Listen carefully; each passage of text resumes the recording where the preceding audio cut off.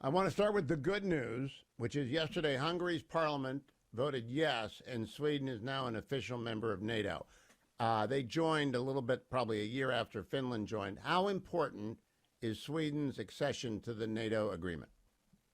It's huge, and I'll give you three reasons. One is that it is part of consolidating the northern flank against Russia. And so here you have Sweden backing up Finland, as you just mentioned, came in. All of that kind of adds 600, 700 miles of border that Putin now has to contend with. So, geography. Number two, military capability. Swedes are a small nation, only 5 million or so. They make the Gripen fighter, which I commanded a squadron of those when they were employed alongside NATO against Libya, and they are extraordinary, at least as good as our Hornets, our FA-18s. So real military capability. And by the way, their special forces, second to none. They were so good that occasionally when I went to Afghanistan as Supreme Allied Commander, we would tell the Swedes to provide the in-close security detail. They're that good, as good as our SEALs, I would say. And then thirdly, it's the political signal. It is saying to Putin that your actions in invading Ukraine have caused not only 300,000 Russian casualties on the battlefield, not only 500,000 young Russian men who have left Russia to avoid the draft, but politically, you have caused Sweden, a nation that's been essentially neutral for a couple of centuries, to sign up with NATO alongside Finland. And to close, the Russians know the Finns and the Swedes very well from combat in the 1930s when the Soviet Union tried to invade Finland. They fought the Winter War there, the Finns on the front lines, the Swedes backing them up. It's a powerful 1-2 punch for NATO. Took longer than it should have because of Hungary and Turkish intransigence. Finally, that was overcome. Now NATO is complete with 32 nations.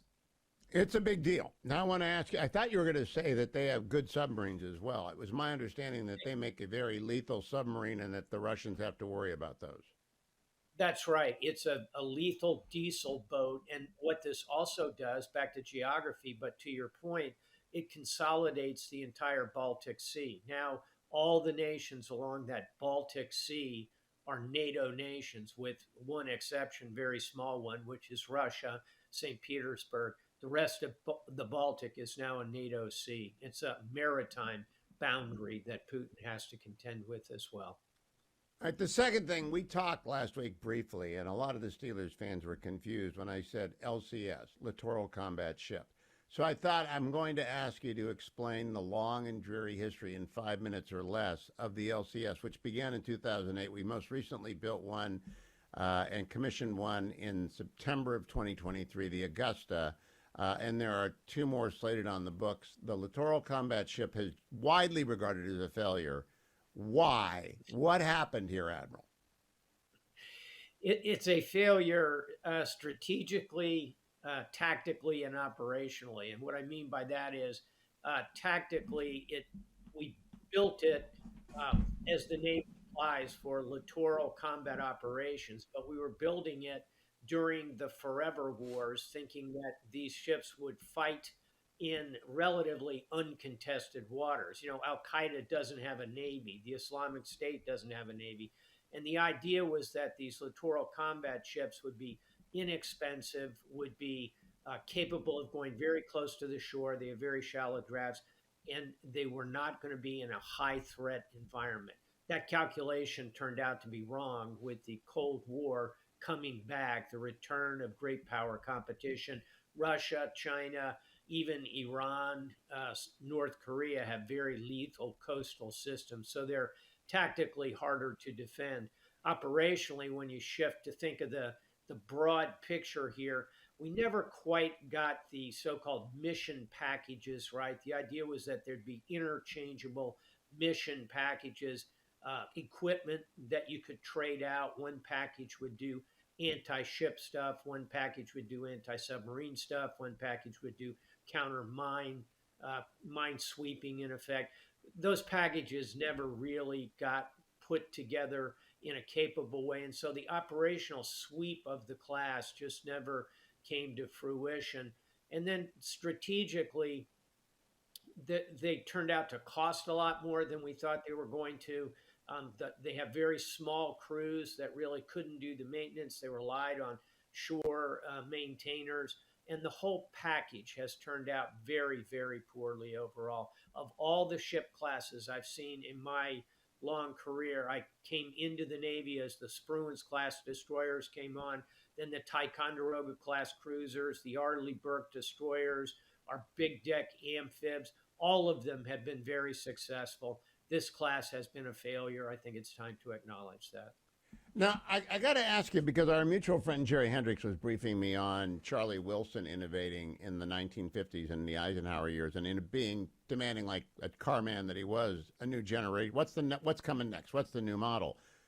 We gave this to Lockheed to build this LCS, and I think of Lockheed as aircraft, and I don't know why we gave a new ship to Lockheed. What would you do? You give one piece of advice, either to Team Biden or to Team Trump, whoever takes over the Pentagon in 2025. What one piece of advice on acquiring a new Navy and new ships would you give them? Well, let's go back to Charlie Wilson and innovation. I would say now is the time to truly innovate in the next class of destroyer, and I think the principal system there has to be lasers.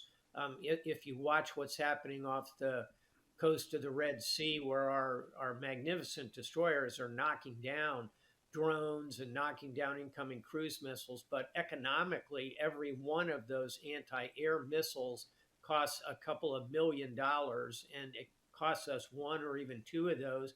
We tend to shoot, look, and then if we miss, shoot again. You can have up to three missiles going after a single drone that costs a couple of $100.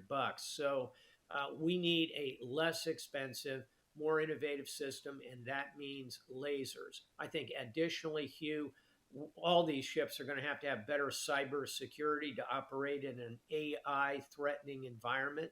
And then third and finally, we do need to get to lower manning on these ships, and that's a cost issue as well as a risk issue. Why send 350 sailors into harm's way if you could use AI cyber effectively to have a ship that only had 50 or so sailors? We didn't do that successfully with the LCS, but I think low manning has to be part of what's coming next. Those would be three things at the top of my shopping list. So, Admiral, how do you get that done? Because it seems to me that both Democrats and Republicans want the Navy to work. They might argue about missions and where they're deployed once they get out there, but they want the. How do you get the procurement and design system fixed at DoD? I'd have to say the good old fashioned way, which is to inject more competition into it. And here's the good news.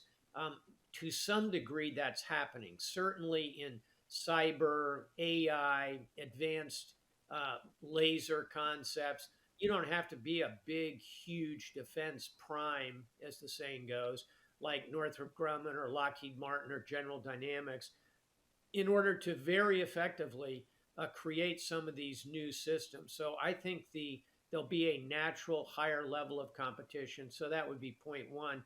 And then point two is to continue the efforts to work with the big companies, the primes, because you're still going to need the big folks to build the nuclear submarines, for example. You know, a smaller firm isn't going to be able to build a nuclear submarine. So you're still going to have to work with the primes. And here I look at what Deputy Secretary of Defense Kath Hicks has been doing, really pushing the primes. And then third and finally, get some very experienced former CEOs of some of these big companies, people like Wes Bush, who ran Northrop Grumman, or Marilyn Hewson, who ran Lockheed Martin.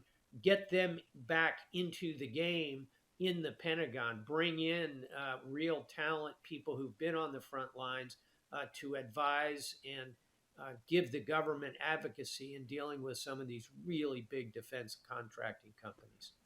What about another Charlie Wilson who came from General Motors, right? And famous for saying, "What if it's good for General Motors, it's good for the United States of America." But what about going into other big industries? We're not really known for car making anymore. And I doubt we want Elon Musk at the Pentagon, though. Who knows? What about that background, Admiral? Oh, I think that absolutely has salience. And, frankly, we could do worse than looking at some of the ideas Elon is using at SpaceX. I was just talking to a retired two-star admiral who is part of his team at SpaceX, and sounds pretty good to me. And look at what's happening in the space industry. That's an example of where, quote, smaller firms are really making a difference, both in production of satellites and space systems, but in the case of Elon Musk and his company, actually launching these things evidently quite effectively into space. And look at the small company that just put a lunar landing craft on the moon. So, yes, I think the idea of bringing in people, particularly from the innovative parts of the U.S. economy, and turning them loose on the Pentagon would make a lot of sense. We are doing that with Palantir and Anduril and Vanavir. There are a bunch of AI companies that are coming out of the private sector very quickly. We got less than a minute, Admiral. What about buying Griffins and buying Swedish submarines and just saying we're going to use? I know that they'll have different intel requirements, but why don't we buy off the shelf what's made well other places? 100% in agreement. I used to look with great envy at the Spanish F-100 frigate, which is an Aegis frigate-sized system, or the Japanese. They make phenomenal destroyers over there, also with the ecosystem. Diesel submarines would be another thing to really take a look at. So I, for one, say, yeah, go global.